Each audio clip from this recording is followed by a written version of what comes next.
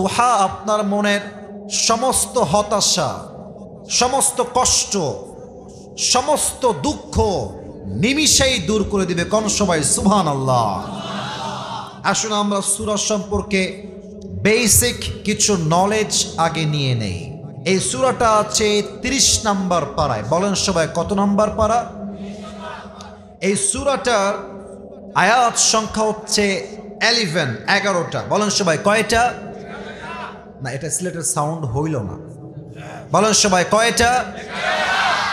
এই সূরাটা এমন একটি সূরা যে সূরাটা মাদানী চ্যাপ্টারে নাজিল হয় নাই, বরং এই সূরাকে মাক্কি জীবনে নাজিল করেছে একজন। আওয়াজ দিয়ে বলেন সবাই, তিনি কে? আমি আসিফ আজকে লম্বা কোনো সময় নিয়ে তাফসীর করতে পারবো না। In a very shortcut way আমি কিছু কথা বলছি, খুব ভালো করে কোট করে নিবেন, মাথায় বসায় নিবেন, অন্তরে বসায় দিবেন। এই সূরা দোহা প্রত্যেকটা যুবককে আজকে শিখিয়ে দিবে কষ্টের সময় ভেঙে পড়লে চলবে না। কষ্টের সময় মাজার হাড়কে শক্ত করে আর 10 ধাপ সামনে এগিয়ে যাওয়া লাগবে। এই সূরা প্রত্যেকটা যুবককে আজকে শিখিয়ে দিবে একটা মেয়ে ছাড়লে কি হবে। দুনিয়াতে একটাই পুরী নাই, আরো কয়েক লক্ষ সুন্দরী মেয়ে বাংলার মাটিতে আছে। এই সূরা দোহা তোমাকে শিখাই দিবে whatever you have lost in your past, that was nothing. Allah will give you something that will definitely make yourself happy. যা হারিয়েছো ওইটা পারফেক্ট ছিল না, আরে যে চলে গেছে সে তো আমার হওয়ার যোগ্যতাই তার ছিল না। আর যেইটা আমার নেক্সট আমার কপালে আছে ওইটা আমার জন্য better, perfect and best option. ঠিক কিনা বলেন?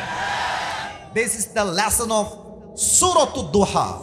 আসুন আমরা সূরা দোহাকে মোট 3টা ভাগ করব। Look at my 3 fingers. 3টা আঙ্গুল দেখবেন আর জবান দিয়ে উত্তর দিবেন সিলেটের ভাইয়ারা। সূরা দোহাকে আমরা কয়টা ভাগে তাফসীর করব? একটু আস্তে হয়ে গেল। বলেন সবাই কয়টা? আসুন এই সূরার আয়াত সংখ্যা আমরা আরেকবার শুনে নেই। আয়াত সংখ্যা হচ্ছে মোট 11টা। বলেন সবাই কয়টা?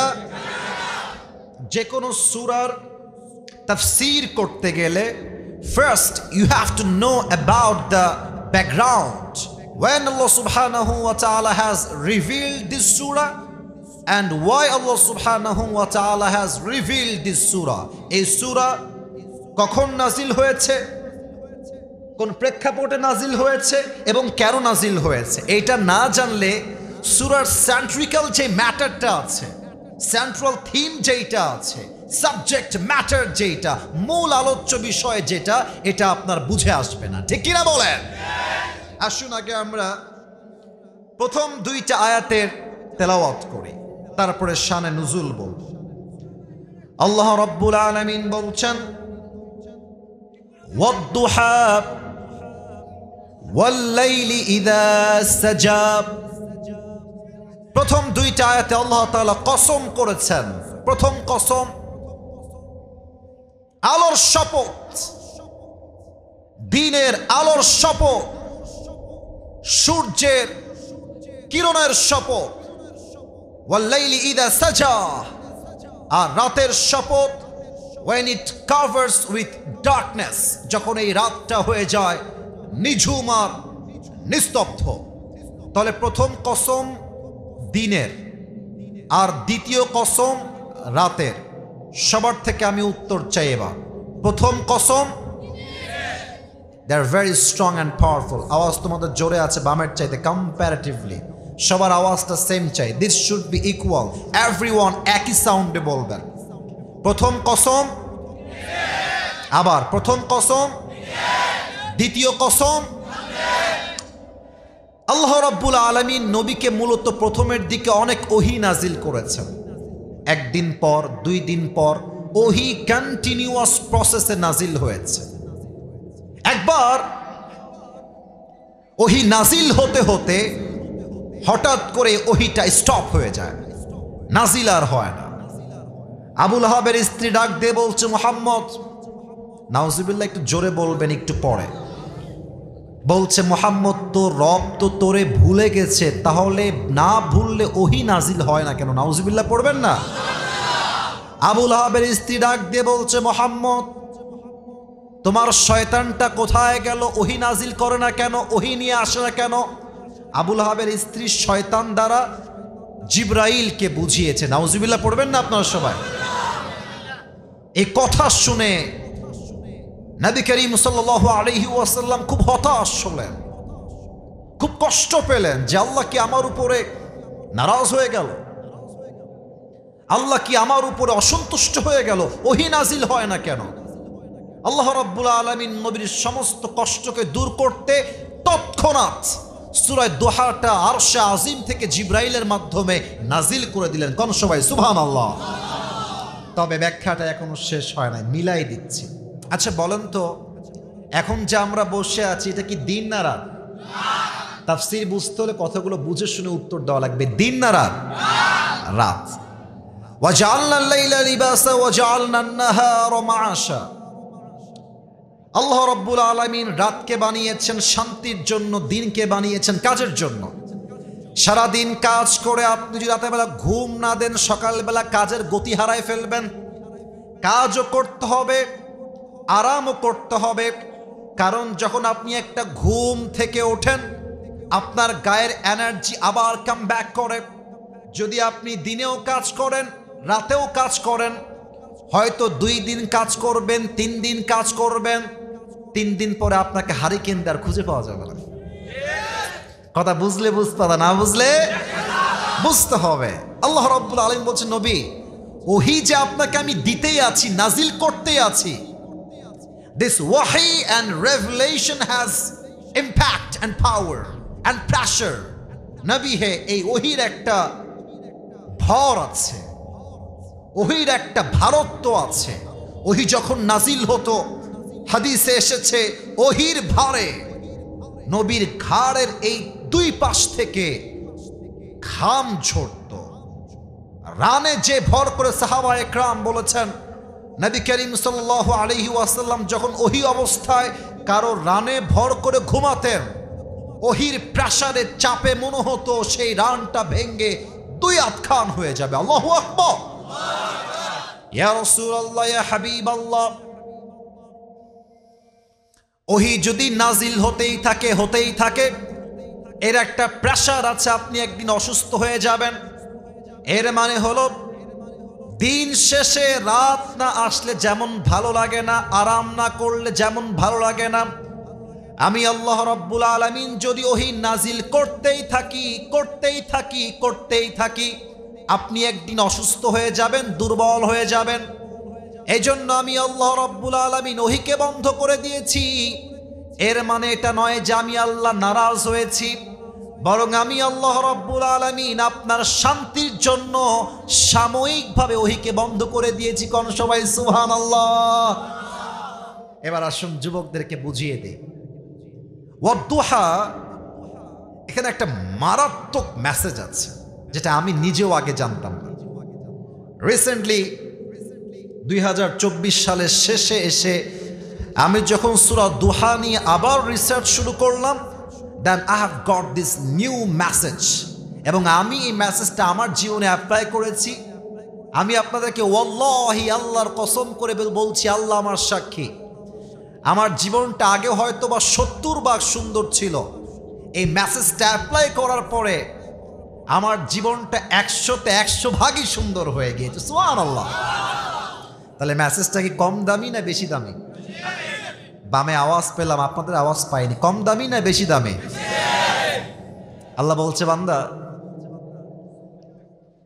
দিন শুরু হয়ে গেল, সূর্য উঠে গেল, তার মানে গতকাল যা হয়েছে মাইনাস, ভুলে যাও।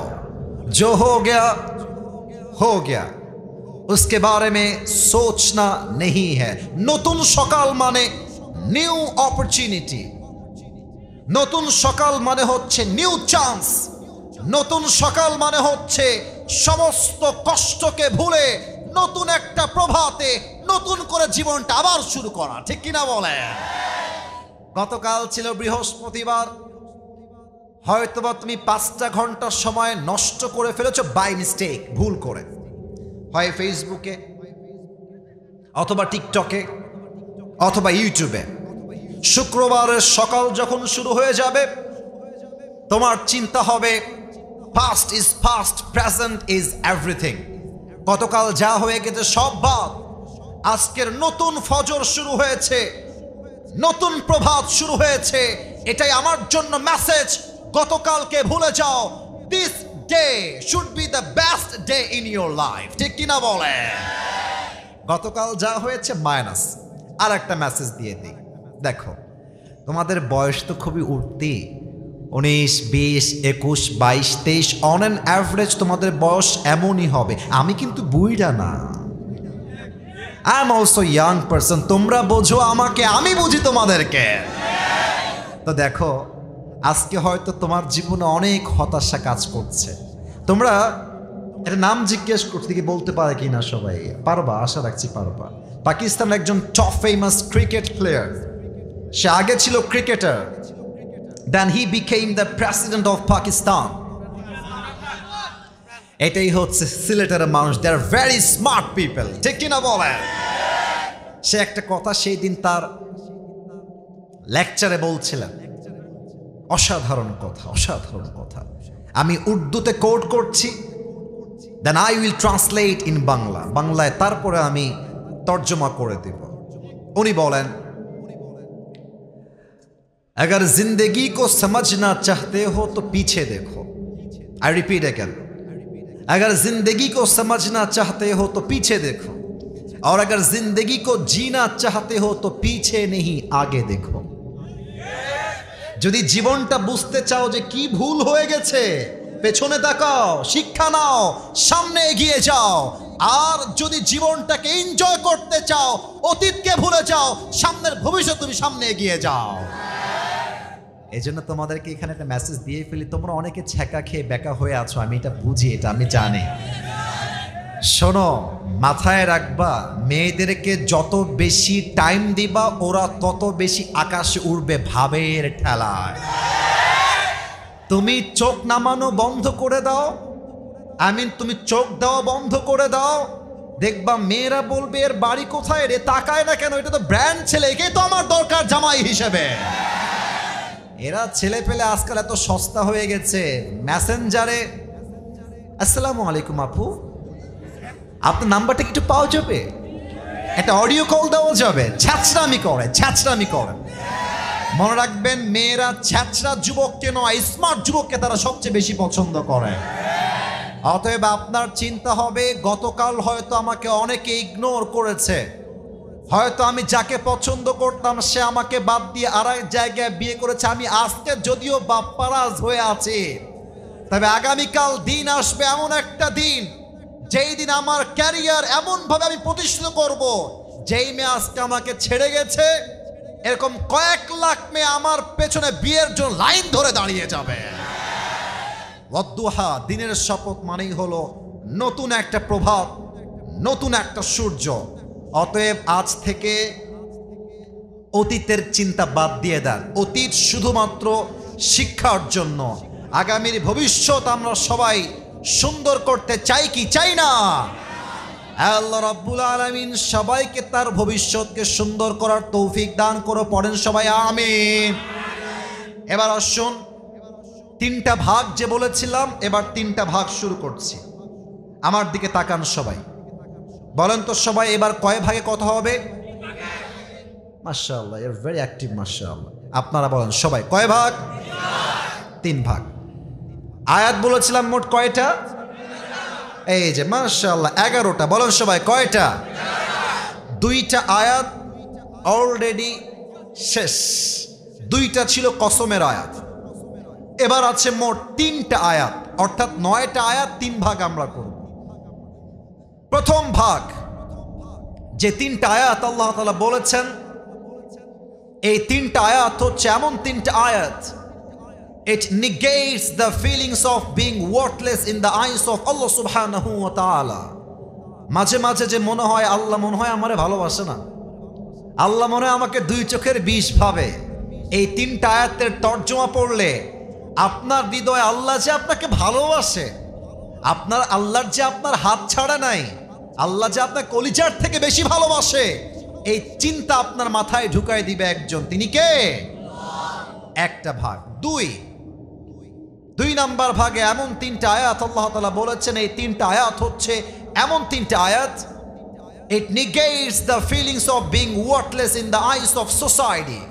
মাঝে মাঝে মনে হয় আমি পরীক্ষা দিলেই ফেল হয়ে যাই, আমি বিয়ের প্রস্তাব হলেই দিলেই রিজেক্ট হয়ে যায়, আমি চাকরি করতে গেলেই চাকরি হারায় যায়, ব্যবসা শুরু করলেই ব্যবসায় লস হয়ে যায়, আমি রাস্তায় চলতে গেলে উল্টে পড়ে যাই। আহা, আমি মনে হয় জীবনে কখনো সফল হতে পারবো না, আমি মনে হয় জীবনে যা চাই তা কখনো পাবো না। এই তিনটা আয়াতে আপনার সমস্ত হতাশা দূর করে দিবে একজন, তিনি কে? আর বাকি হলো মোট তিনটা আয়াত সর্বশেষ। এক হচ্ছে 9, 2 হচ্ছে 10, লাস্ট হচ্ছে 11।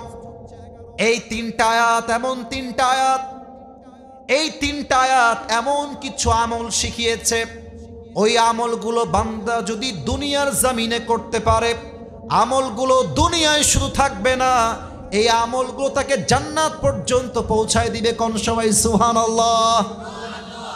শুনতে চাই, শুনতে চাই, জানতে চাই, চাই চাই চাই চাই চাই। আল্লাহ সবাইকে দোয়া করে যাওয়ার তৌফিক দান করুক। পড়েন সবাই আমিন। আসুন আমরা 3 ভাগের প্রথম ভাগে ঢুকে যাই।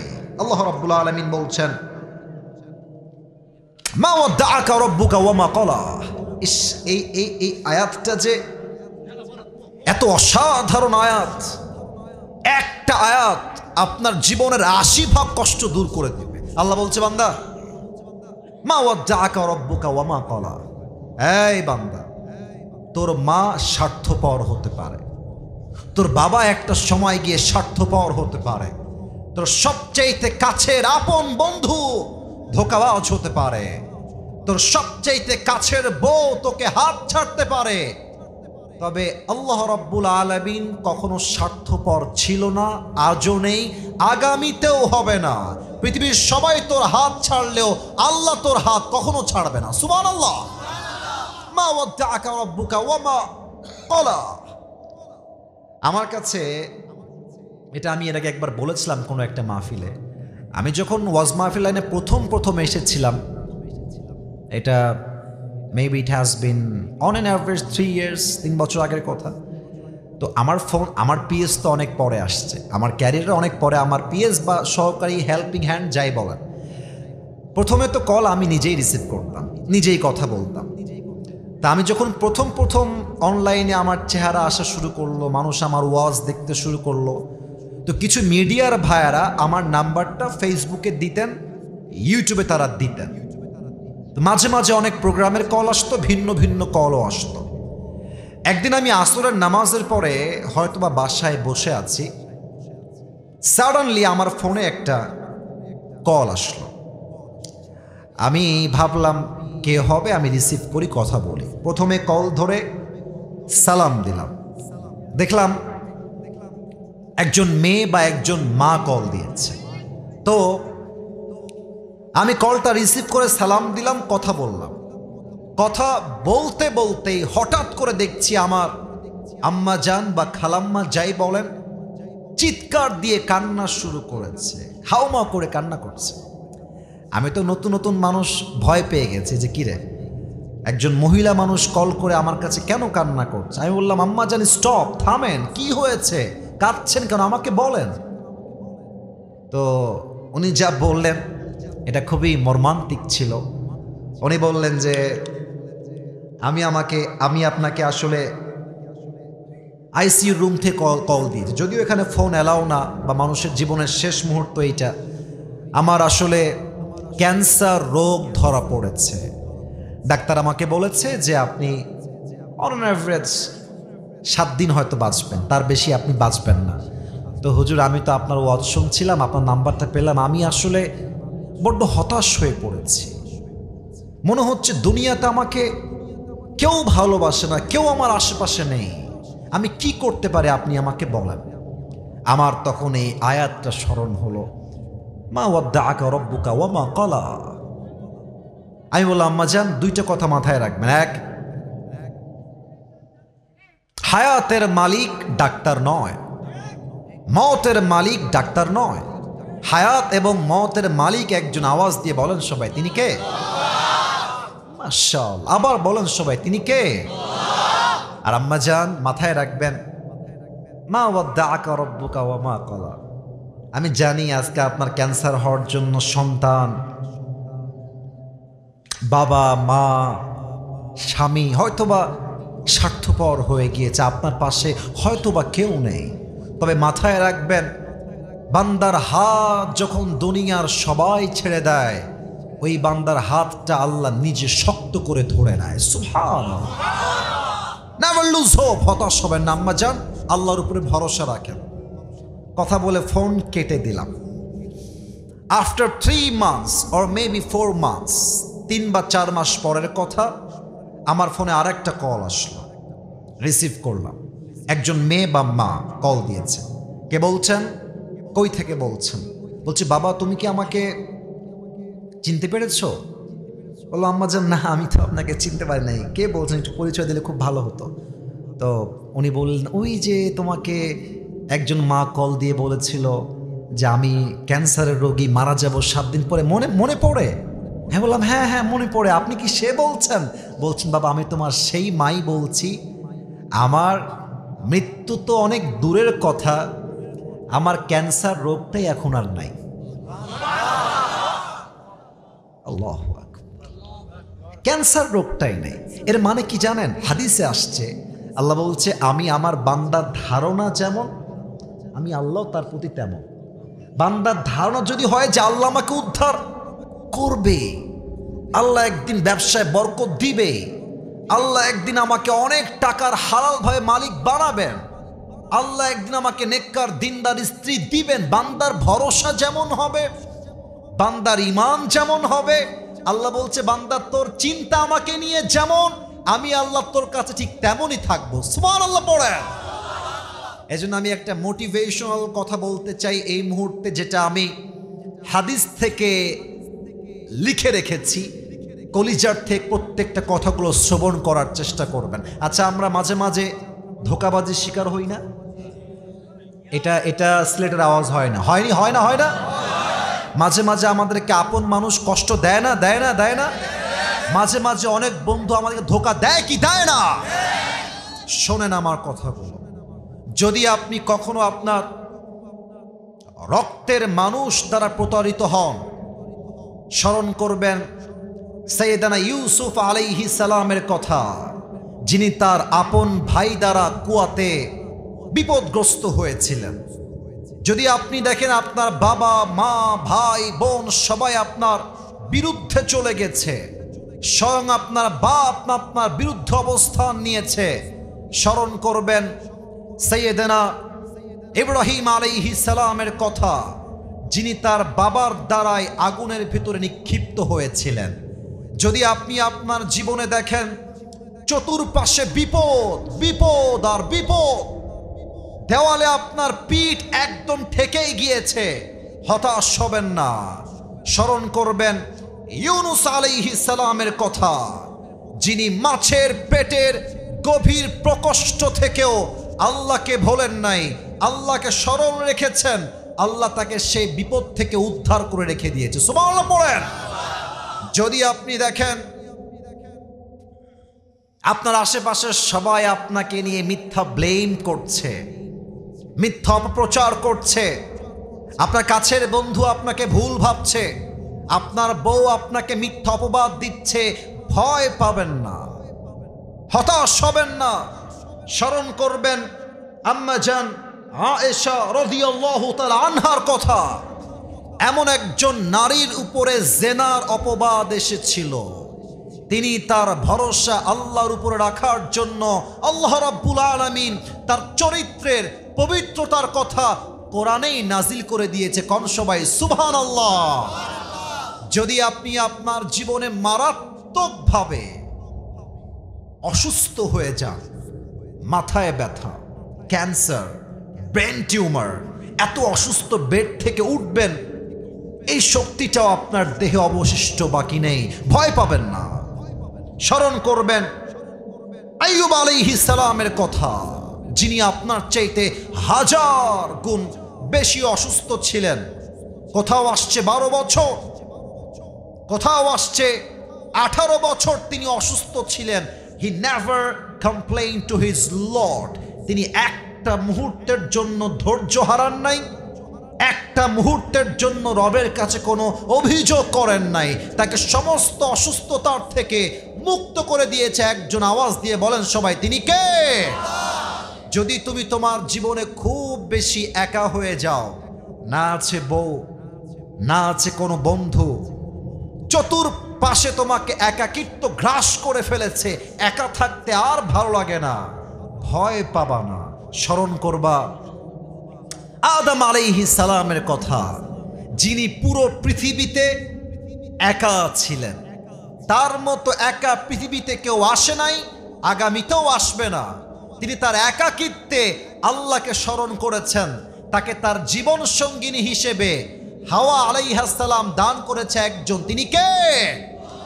যদি তুমি দেখো তোমার আপন ভাই, তোমার বন্ধু তোমাকে নিয়ে ট্রল করছে, মন খারাপ করবা না। মনে রাখবা, পৃথিবীতে সবচেয়ে বেশি ট্রলের শিকার হয়েছেন আমাদের প্রিয় নবী মুহাম্মদুর রাসূলুল্লাহ সাল্লাল্লাহু আলাইহি ওয়াসাল্লাম। কাফেররা যতই তাকে নিয়ে ট্রল করুক, আমার নবী হতাশ হয়ে যান নাই। আমার নবী সেই সমাজের মাঝে থেকেই পুরো ইতিহাসের চিত্রকে পরিবর্তন করে দেখিয়ে দিয়েছেন। অতএব সুখে দুঃখে ভরসা করবেন এক সত্তাকে। আওয়াজ দিয়ে বলেন সবাই, তিনি কে? আল্লাহ রাব্বুল আলামিন বলছেন, মা ওয়াদ্দাকা রাব্বুকা ওয়া মা ক্বালা। ও আমার বান্দা, তোর হাত সবাই ছাড়তে পারে, সবাই তোর সঙ্গে বেঈমানি করতে পারে, স্বার্থপর হতে পারে, বাট তোর হাত আজীবনের জন্য ধরে রাখবে একজন। আওয়াজ দিয়ে বলেন সবাই, তিনি কে? এই হচ্ছে 3টা আয়াতের প্রথম আয়াত। বাকি 2টা আয়াত জাস্ট ট্রান্সলেট করছি। আপনাদের কথা বুঝতে কোনো সমস্যা হচ্ছে না তো? আমার কথা কি বোঝা যায়? যায় যায় যায় যায় ওয়ালাল আখিরাতু খায়রুল লাকা মিনাল উলা। The life of hereafter is much more better than this worldly life. একটা তরজমা। আর একটা তরজমা হচ্ছে your next and future will be better than the past. তরজমা আমি 2টা করেছি। আবারও বলছি, আপনারা সিলেটের মানুষ, তাই এত মজা করে কথা বলছি, কারণ আমি জানি আমার চাইতে বেশি স্মার্ট যুবকরা আমার সামনে বসে আছে, ঠিক কিনা বলেন? আবারও তর্জমা করছি, আগে বুঝো। আল্লাহ says in this ayah, the life of hereafter is much more better than this worldly life. 1 নম্বর তর্জমা। নাম্বার 2 হচ্ছে your future will be better than the past. 1 নম্বর তর্জমা কি হলো তাহলে? আল্লাহ বলছে, বান্দা, দুনিয়ার চাইতে আখিরাত হচ্ছে 1000 গুণ বেশি উত্তম। একটা তর্জমা। আর একটা তর্জমা হলো, আজকের দিনটা খারাপ হতে পারে, গতকালের দিনটা হয়তো বা খারাপ ছিল, বাট আগামীর দিনটা আজকের চাইতে 1000 গুণ বেশি উত্তম আল্লাহ নিজেই বানাই দিবে। সুবহানাল্লাহ পড়েন না? এত আসতে হইলে আমি মন খারাপ করবো। বলেন সবাই সুবহানাল্লাহ। আর একবার কোন সবাই সুবহানাল্লাহ। আসুন আপনাকে বাস্তবিক প্রেক্ষাপটে নিয়ে আসি। আপনারা সবাই ডক্টর মিজানুর রহমান আজহারী হুজুরের নাম তো শুনেছেন। এত আসতে কয় কেন? শুনছেন না আপনারা সবাই? সিলেটে তিনি এসেছিলেন। তবে আমি এই কথা বলতে চাই, একটা মিসআন্ডারস্ট্যান্ডিং হয়ে গেছে। যারা বিশৃঙ্খলা করেছে, এটা আমি মনে প্রাণে বিশ্বাস রেখে বলতে পারবো, এটা সিলেটের মানুষ হতে পারে, তবে এরা স্বৈরাচারের পা চাটা দালাল ছিল। এবং আমি এটা বলতে চাই, 10 জন সরকারের পা চাটা দালালদের জন্য অন্য জেলার মানুষরা সিলেটের বদনাম করবে, এটা চুল পরিমাণ বরদাস্ত করে নেওয়া যাবে না। আমি আমার প্রিয় মিজানুর রহমান আজহারী হুজুরকে বলতে চাই, আপনি সিলেটকে নিয়ে কোনো প্রকার ক্ষোভ আপনার অন্তরে রাখবেন না। সিলেটের মানুষ আপনাকে বড্ড ভালোবাসে, তবে যারা বিশৃঙ্খলা করেছিল তারা আসলে মুসলমান ঘরের সন্তান নয়, তারা সব বেঈমান ঘরের সন্তান। আচ্ছা, এবার আপনারা চিন্তা করেন তো, আজহারী সাহেব যখন, খুব বুঝে শুনবেন আয়াতের ব্যাখ্যা, আমি কিন্তু প্রেক্ষাপট থেকে মিলিয়ে বলছি। 2020 সাল, আস্তে আওয়াজ করো না, বলো সবাই, কয় হাজার সাল? না, আওয়াজটা কম হলো। 2020 সাল আওয়ামী লীগের তৎকালীন ছিলেন ধর্মমন্ত্রী, নামটা বলতে চাই না, উনি চলে গেছেন দুনিয়ার থেকে। উনি মাইক নিয়ে বললেন আজহারী হচ্ছে জামাতের প্রোডাক্ট। মিথ্যা ব্লেম করে বাধ্য করে আজহারীকে দেশ ছাড়তে বাধ্য করা হলো। আজহারী সাহেব মাতৃভূমির থেকে চলে গেলেন। It has been maybe 4 years or now it has been 5 years back। 5 বছর আগের কথা বলতে 2020 সালের কথা, জানুয়ারি মাস চলছিল তখন, আমার স্পষ্ট ভালোভাবে মনে আছে। আজহারী সাহেব চলে গেলেন। আল্লাহ বলছে, বান্দা, ওয়ালাল আখিরাতু খায়রুল লাকা মিনাল উলা, ये दिन ही दिन नहीं है, सामने और भी दिन बाकी है। এই মিজানুর রহমান আজহারী, আল্লাহ এই আয়াত দিয়ে বোঝাচ্ছে কি দেখেন, হতে পারে আজকে তোকে বাতিলের দোসর, বাতিল পক্ষরা তোর নয় মিথ্যা ষড়যন্ত্র করে দেশ ছাড়তে বাধ্য করেছে, তবে এমন একটা দিন আসবে তুই আজহারী এই বাংলার মাটিতে বিজয়ের বেশে, রাজার বেশে, সিংহের বেশে প্রবেশ করবি, আর যারা তোকে তাড়াতে বাধ্য করেছিল তারা সব মামুর বাড়ি দিল্লিতে পালিয়ে যাবে। এই দিন দিন নয়, আগামীতে আরো দিন আছে না নাই? আমার মনে পড়ে গেল আল্লামা দেলোয়ার হোসেন সাইদি হুজুরের কথা। উনি কোনো কাপুরুষের সন্তান নয়, উনি বীর পুরুষের বাচ্চা একজন। 12টা বছর জেলখানায় কাটিয়েছেন, জুলুমের শিকার হয়েছেন। একটা সেকেন্ডের জন্য বাতিলের সামনে তার মাথাকে নত করতে প্রস্তুত হয় নাই। উনি একটা কথা বলতেন, তোমরা যারা আমাদেরকে হক কথা বলার জন্য মৌলবাদী বলে গালি দাও, আমরা একটুও রাগ করি না। কারণ আগে বলতে হবে কারণটা, let me finish, then you have to react after that. আগে আমাকে বলতে দেন। উনি বলতেন মৌল আসছে মূল থেকে, যারা আমাদেরকে মৌলবাদী বলে গালি দাও, আমরা সবাই মূলবাদী, তোমরা সব গাছের আগাবাদী। এবার সিলেটের ভাইরা আমাকে জবান খুলে বলবেন, গাছের আগায় শক্তি বেশি হয় না গোড়ায় শক্তি বেশি হয়? উনি বলতেন তোমরা থাকো গাছের আগায়, আমরা থাকি গাছের গোড়ায়। সোনামণি, বাড়াবাড়ি বেশি কইরো না, আলেমদেরকে ধরে জেলখানায় বন্দী করো না। যদি বেশি বাড়াবাড়ি করো, 16 কোটি মানুষ মিলে গাছের গোড়ায় একটা ঝাঁকুনি মারবে, মামুর বাড়ি দিল্লি গিয়ে পড়বা, দিল্লি গিয়েই তারা পড়েছে, ঠিক কিনা বলেন? এবং উনি আর একটা কথা খুব বাঘের কণ্ঠে বলতেন। উনি বলতেন গাছের কথা নয়, গাড়ির চাকার কথা। গাড়ির চাকা তো অলওয়েজ উপরের দিকে থাকে না, আরে গাড়ির চাকা ঘোরে বলেই তো গাড়ি চলে। উনি বলতেন তোমার ক্ষমতার দলের চাকা আজকে উপরে আছে বলে যা ধরছো আলেমদেরকে, জেলখানায় বন্দী করছো, হত্যা করছো, জুলুম করছো, মামলা করছো, মনে রেখো এটাই সময়, আসল সময় নয়। আগামীতে সময় আসবে এমন, ইন্দুরের গর্ত পালাবার জন্য তোমরা কোথাও। এবার বলুন, কথা কি অবাস্তব হয়েছে না বাস্তব হয়েছে? অবাস্তব না বাস্তব? অতএব যারা এখন লাইভে এসে বক্তব্য দিয়ে ভাবছেন আবার ক্ষমতার চেয়ার দখল করবেন, আমরা বলবো এটা কোনো মামুর বাড়ির আবদার না।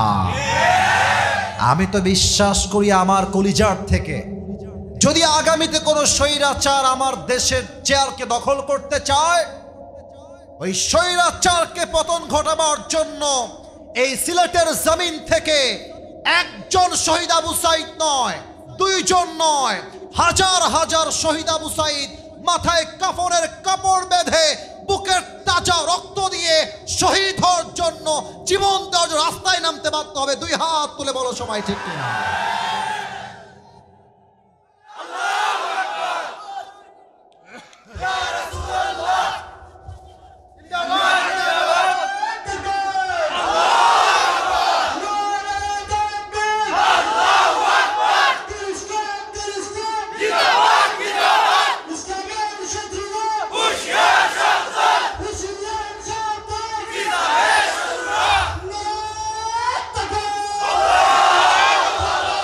আপনাদের স্লোগান প্রমাণ করলো আমার সামনে কোনো বিড়ালের বাচ্চা নয়, সব সিংহের বাচ্চাগুলো আমার সামনে এরা বসে আছে। আপনারা কি ভয় পান? আপনারা কি ভীতু হয়ে মরতে চান? আপনারা কি বাতিলের পক্ষ নিয়ে মরতে চান? আল্লামা মামুনুল হক সাহেব নাম শুনছেন না? বলেন সবাই, নাম শুনছেন না? উনি একটা কথা বলেন, তুমি যদি বাতিলের পক্ষের দালাল হয়ে তোমার মাথা নিচু না হয়, আমি তো হকের পক্ষের দালাল, আমার মাথা নিচু হবে কেন? মাথা যদি নিচু করতে হয় তোমাকে তোমার মাথা নিচু করতে হবে। আমার মাথা আগে উঁচু ছিল, আগামীটাও উঁচু থাকবে, ঠিক কিনা বলে? আল্লাহ রাব্বুল আলামিন বলছে, বান্দা শোনো শোনো, ওয়ালাল আখিরাতু খায়রুল লাকা মিনাল উলা। যদিও আজকের দিন খারাপ যাচ্ছে, যদিও গতকালটা খারাপ ছিল, বাট আগামীর দিনটাকে উত্তম করবে একজন। আওয়াজ দিয়ে বলেন সবাই, তিনি কে? এক নাম্বার ব্যাখ্যা। দুই নাম্বার ব্যাখ্যা মনে আছে হয়তোবা, একটা হচ্ছে আগামীর দিন আজকের চাইতে উত্তম হবে, আর একটা ছিল পরকালের জীবনটা দুনিয়ার জীবনের চাইতে অনেক বেশি উত্তম করে দিবে একজন, তিনি কে? আচ্ছা, পরকালের জীবনটা উত্তম হবে কেন একটু বোঝায় বলি। একটা ব্যাখ্যা, প্রথম ব্যাখ্যা হলো, আমার দুই হাত দেখেন সবাই, দেখা যায়? আরে কথা কম ভাই, দেখা যায়? এটা আমার ডান হাত, এটা আমার কোন হাত? মাশাআল্লাহ, কি সুন্দর উত্তর দিচ্ছেন। এটা আমার কোন হাত? এটা আমার কোন হাত? দেখা যায়? দেখা যায়? দেখেন, পরকালের জীবনটা উত্তম কেন? এক নাম্বার কারণ, সেখানে কোনো বেইনসাফি হবে না, ইনসাফ ভিত্তিক বিচার হবে। কেমনে হবে?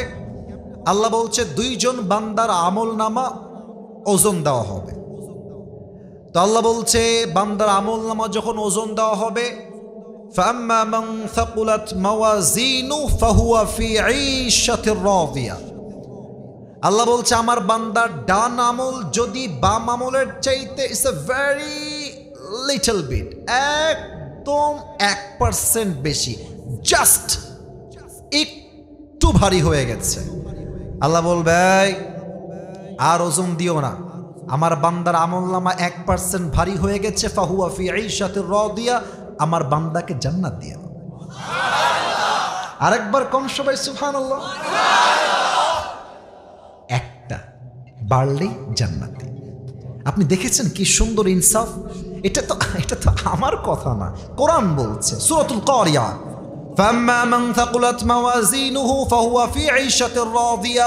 If anyone's deeds becomes heavy, he will enter in the paradise. যার আমলনামা জাস্ট 51 হয়ে যাবে, ওই বান্দাকে আল্লাহ রাব্বুল আলামিন তখনই জান্নাত দান করবে। সুবহানাল্লাহ। তাহলে এক নাম্বার, সেখানে কোনো বেইনসাফি নাই, ইনসাফ কায়েম হবে। আচ্ছা, আপনারা কি বাংলাদেশে ইনসাফ কায়েম করতে চান? আগে কথা কম, চাই কি চাই না? চাই। একটা ছোট কথা মনে পড়ে গেল, বলা যাবে না মনে হয়, তাই না? না না, আপনারা রাগ করবেন, থাক থাক থাক, বলা যাবে যাবে যাবে। আচ্ছা আচ্ছা আচ্ছা, এই দাড়িওয়ালা বাবু, তুমি দাঁড়াও তো দেখি একটু। হ্যাঁ, তুমি তো বাবু না, তুমি তো বুড়িরা দেখছি। তোমার নাম কি? কি নাম? সায়েম আহমদ। মাশাআল্লাহ, আল্লাহ কবুল করো, পড়েন সবাই আমিন।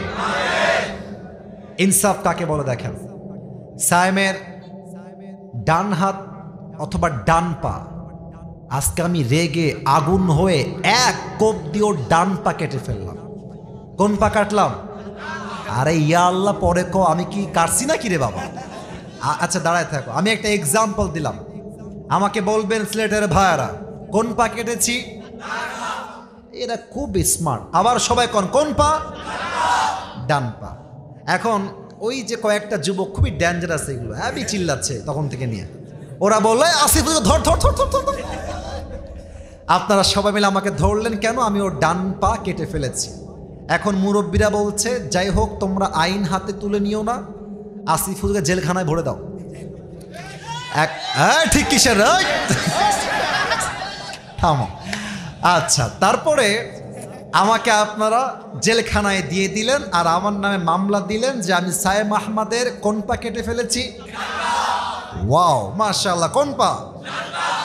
ডান পা। এখন 3 দিন পরে কোর্টে আমার নামে মামলার শুনানি হবে, বিচার হবে। জজ সাহেব এসেছেন, আমি দাঁড়িয়েছি বিচারের কাঠগড়ায়। এখন জজ সাহেব এসে বলছেন অর্ডার অর্ডার অর্ডার। আসিফ হুজুরের অন্যায় কি আপনারা সবাই আমাকে বলুন। ওখান থেকে একটা যুবক বলছে আসিফ হুজুর লোক সুবিধার না, ওয়াজ করতে এসে একটা যুবক নাম হচ্ছে সায়েম আহমদ এক কোপ দিয়ে ওর ডান পা কেটে ফেলেছে। জজ সাহেব বলছে হুজুর আসছেন ওয়াজ করতে, পা কাটলেন কেন? না, লোকটা আপনি আসলে সুবিধার না।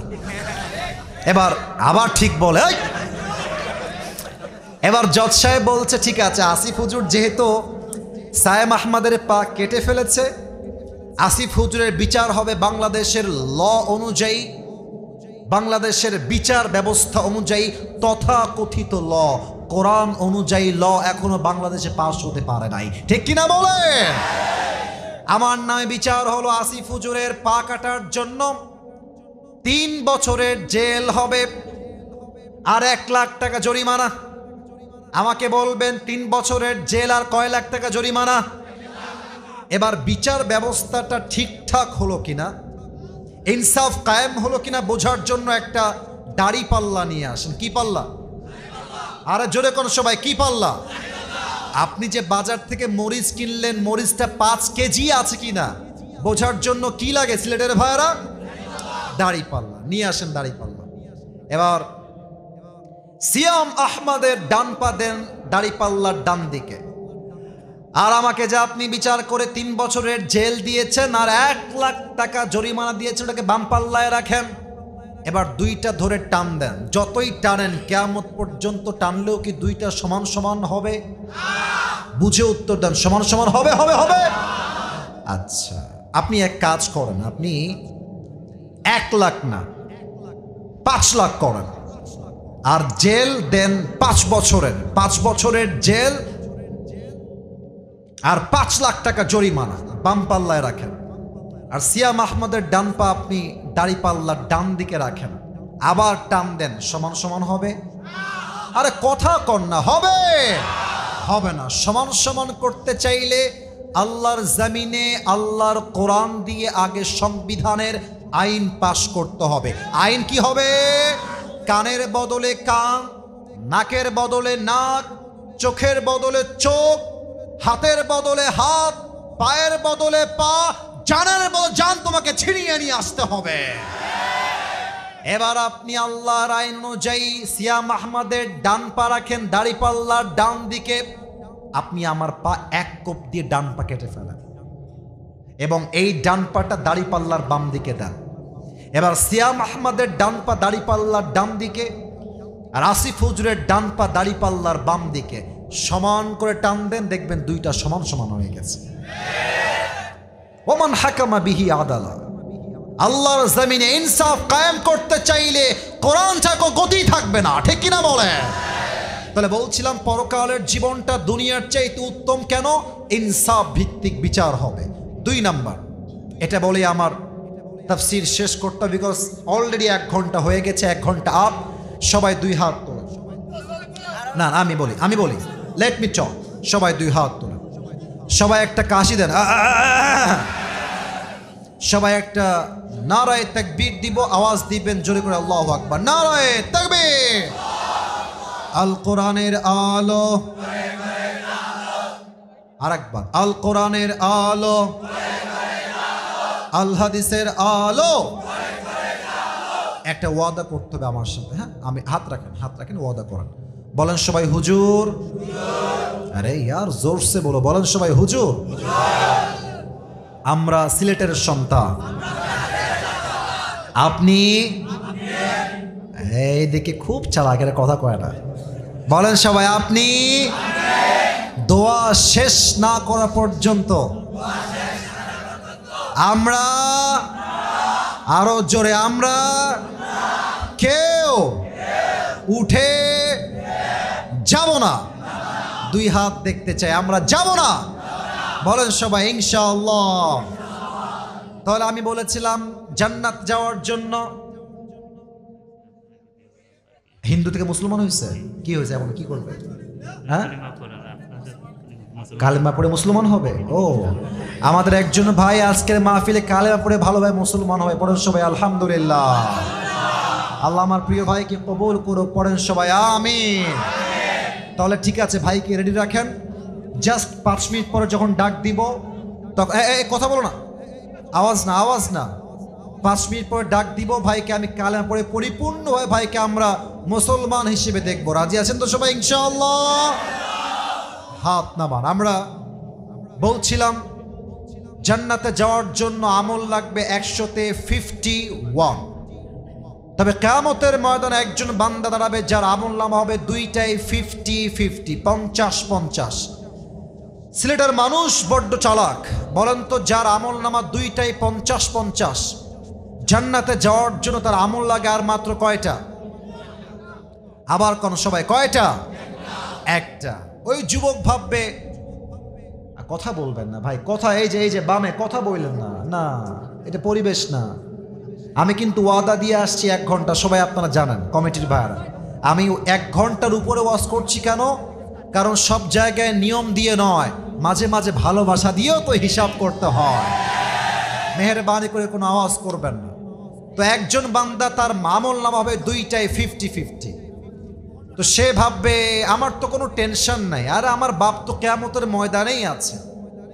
আমার আব্বাকে জাস্ট বলবো, আব্বা তুমি আমাকে একটা আমল দাও, বলার সঙ্গে সঙ্গে আব্বা একটা আমল নামা দিবে, I will enter in the paradise, আমি জান্নাতি হয়ে যাব। যদিও বা এই হাদিসটা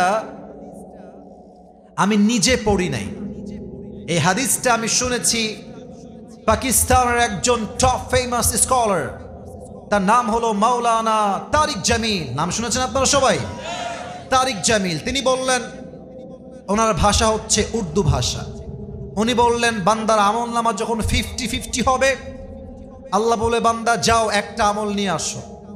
বাপের কাছে যাবে, আব্বা मुझे जन्नत में जाने के लिए बस एक আমল की जरूरत है আব্বা, একটা আমল হলেই তোমার ছেলে জান্নাতি হয়ে যাবে আব্বা, জাস্ট একটা আমল আমাকে দান করো। আব্বা বলবে কে তোমার আব্বা?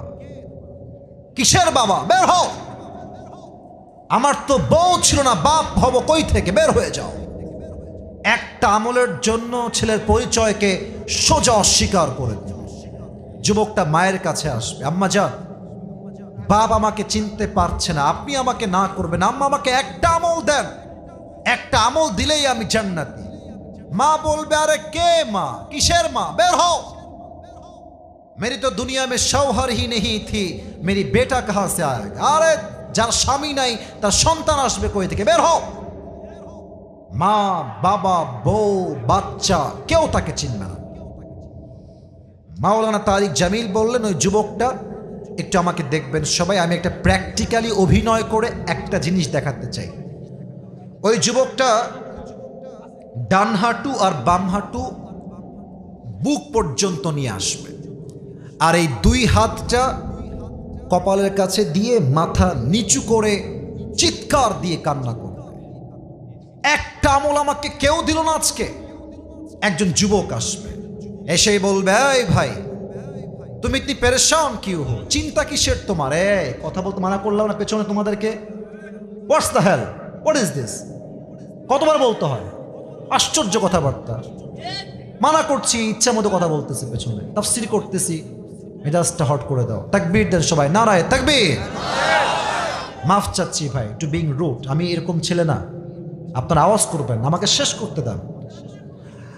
আল্লাহ রাব্বুল আলামিন একজন যুবককে তার কাছে পাঠাবেন। যুবক বলবে ভাই তুমি পেরেশান কিউ হো, তোমার চিন্তা কিসের, আমাকে বল। যুবক বলবে, আরে ভাই তুমি কে, তুমি যাও তো এখান থেকে। বাপ চিনছে না, মা চিনছে না, বউ না, বাচ্চা না, সন্তান না, তুম কौन होते हो मेरी मददगार, আরে ভাই আপনি জানতো। যুবক বলবে, ভাই প্লিজ आप मुझे बताइए कि आपको क्या चाहिए, আপনি বলেন না আপনার কি লাগবে। ওই যুবকটা এবার মাথা নিচের থেকে উপরের দিকে তুলবে, ডাক দিয়ে বলবে, ভাইজান मेरी दोनों अमल बराबर हो गया है, जन्नत में जाने के लिए मुझे बस एक अमल की जरूरत है। भाई আমি জান্নাতি হয়েই যাচ্ছিলাম, দুইটা আমল জাস্ট সমান সমান হওয়ার জন্য আমি জান্নাতি হতে পারছি না, আমার একটা আমল হলেই আমি জান্নাতি। আপনি কি পারবেন একটা আমল দিতে আমাকে? যুবক বলবে, আর ইউ শিওর যে আপনার একটা আমল লাগবে? বলবে, ইয়েস মুঝে বাস এক আমল কি জরুরত है, আপনি দিবেন ভাই? যুবক বলবে, আচ্ছা ভাই ঠিক আছে, ওই একটা আমল আজকে আমি আপনাকে দান করবো। একটু জোরে পড়েন সুবহানাল্লাহ, আর একবার পড়েন সবাই সুবহানাল্লাহ। যুবকটা তো থান্ডার, অবাক হয়ে যায়, আরে বাপ দিচ্ছে না, মা দিচ্ছে না, আপনি কে ভাই? আপনি কি সত্যি আমাকে একটা আমল দিবেন আজকে? আরে ভাই নিবেন কিনা তাই কম, আরে ভাই দেন দেন দেন দেন। একটা আমল নিয়ে সোজা আল্লাহর কাছে দৌড় দিবে, আল্লাহ ये देखो मुझे एक अमल मिल गया है, मुझे अभी के अभी जन्नत में दाखिल करा दो अल्लाह। এই যে একটা আমল পেয়ে গেছি। তো মাওলানা তারিক জামিল বললেন, বান্দা যখন বলবে আল্লাহ একটা আমল পেয়ে গেছি, আল্লাহ কি সব দেখে না? কথা কোন, আল্লাহ সব দেখে না? আল্লাহ সব জানে কি জানে না? আল্লাহ বলবে, এই বান্দা তুঝে এক আমল আজ কিসনে দে দিয়া, আরে তোকে একটা আমল দিল কে? বাপ দেয়নি, মা দেয়নি, বউ দেয়নি, দিল কে? যুবক বলবে, अल्लाह हादा अखी, ये जो मेरी भाई है इसने मुझे एक अमल दिया है, अल्लाह আমার ভাই আজকে আমাকে একটা আমল দিয়েছে। আল্লাহ বলবে, এই বান্দা doesn't make any sense, তোর মাথা ঠিক আছে? বাপ দেয়নি, মা দেয়নি, বউ দেয়নি, বাচ্চা দেয়নি, সন্তান দেয়নি, तू कौन होता है एक अमल देने वाला, তুই একটা আমল কেন দিলি রে বান্দা, কি কারণ? ওই যুবক ডাক দিয়ে বলবে, अल्लाह मेरे पास सिर्फ एक ही अमल है, अगर ये है तो भी मैं जहन्नमी हूं और अगर नहीं है तो भी मैं जहन्नमी हूं। আল্লাহ আমার কাছে আমল আছেই মাত্র একটা, ও থাকলেও আমি জাহান্নামী, ও না থাকলেও আমি জাহান্নামী। তা আমি ভাবলাম আমি যদি একটা আমল আমার ভাইকে দান করে দেই, আমার ভাই আজকে জান্নাতি হয়ে যাবে। তা আমি ভাবলাম এটা আমার কাছে দেখে কোনো লাভ নাই, দয়া করে মায়া করে আমি আল্লাহর দিকে তাকিয়ে একটা আমল তাকে দান করে দিয়েছি। সুবহানাল্লাহ। আল্লাহ বলবে, ও আচ্ছা আচ্ছা, তার মানে তুমি তোমার রবের চাইতে খুব দয়াময় হতে চাও?